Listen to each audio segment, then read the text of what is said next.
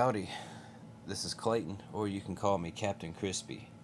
If you want to know why I'm being called Captain Crispy, it's because I lost a bet, and that's going to be my name. There's no more comment on that.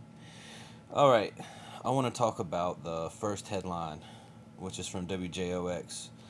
Food stamps being declined in Mississippi.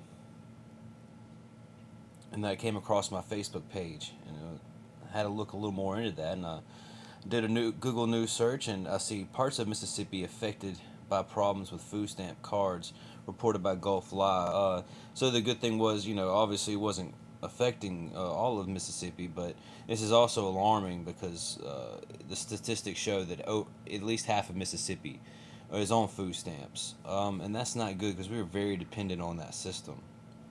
And then the next headline is from the Globe Gazette. This is declined food stamps are not related to the government shutdown, which is good. We know that if there are certain little pieces of the federal government that they're going to shut down, they're not going to take away food stamps. We all pay into that, and there's politics shouldn't get in the way of people receiving those benefits. And the next one, there's an update from the Sun Herald, and a vendor power outage causes 17 food stamp fiasco. So it's good to know it wasn't just related to Mississippi. There were other places that were that it happened to too. I guess that's actually a bad thing. That means there were a lot of people who, for a little bit, were probably a little embarrassed having put their groceries back. That's not fun. It seems that a Xerox data center they're reporting had a power outage, and that is what caused it.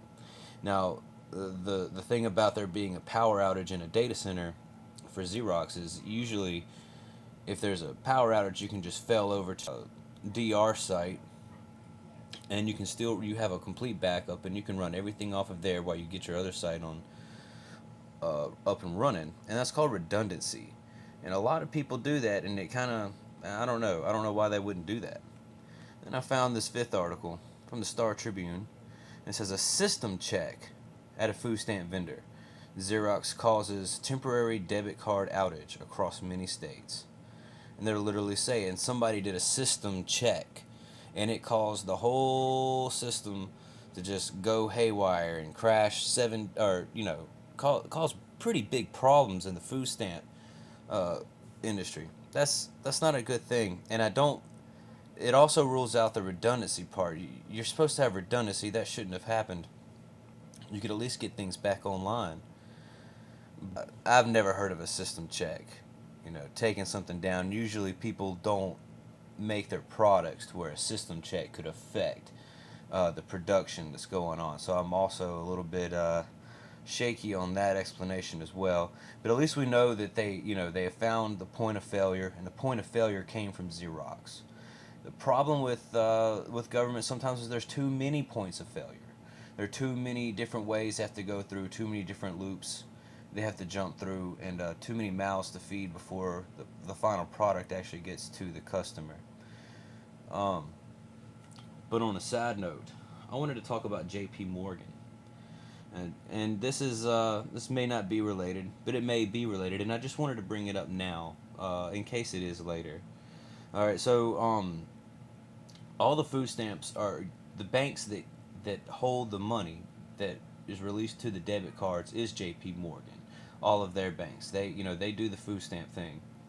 In 2008, the collapse would have hurt food stamps really bad in their payouts, but J.P. Morgan, along with a lot of other banks, were bailed out and got bailout money, and they continued to go, but really all they did was put that collapse off because they took those bad bets, and instead of taking the fall for those bad bets, really they put them off on you and me. But that's another story for later.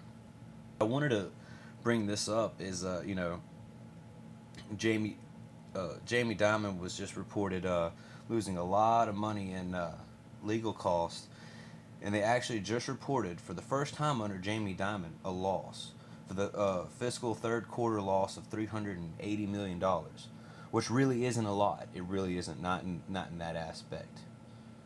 But in the grand scheme of things, they're just now starting to see a loss in this quantitative easing, easy money system. They're getting easy money but yet they're still reporting a loss. It's showing a failure of the quantitative easing program. And that's just something to think about. And I'm going to leave it at that because this video has already gone on for over 5 minutes. But let me know what you think and leave a comment. Thanks.